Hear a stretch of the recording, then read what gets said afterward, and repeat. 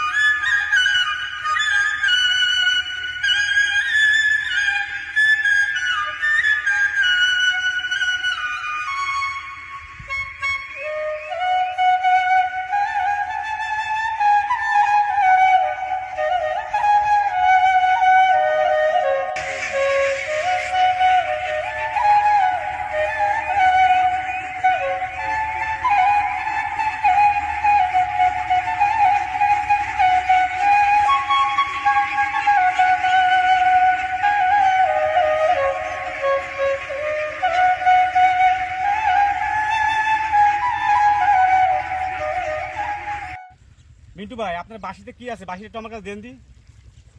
এই বাঁশিতে কি জাদু আছে নাকি ভাই? জাদু ছিল ভাই, কিন্তু এখন নাই। জাদুর বাক্স হারাইছে, লিখেছে আমার ফেলাইতি। এই বাঁশিতে ফু দিলে এই হাঁসগুলো দেখলাম পাগলের মতো আপনার পিস পিস আসতেছে। হাঁসগুলো পাগল আছে আল্লাহ রহমতে, ওরাই আমার মনের কষ্ট, ওরাই বুঝতে পেরি এখন। আর শুধু হাঁস পাগল হবে না, বাংলাদেশে যদি কোনো নারী যদি আমার বাঁশি সুর শোনে, সেও আশা রাখি সেও আমার জন্য পাগল হবে। এই যে এখন খাচ্ছে এই দিলে দেখেন, একটু পরে আমি এখান থেকে আবার বাঁশিতে ফু দেবো, সব এক জায়গায় যাবে, আবার অন্য বিলি যাবো খাবার দিয়ে, এই চলে যাবো কিছুক্ষণ পরে আর কি।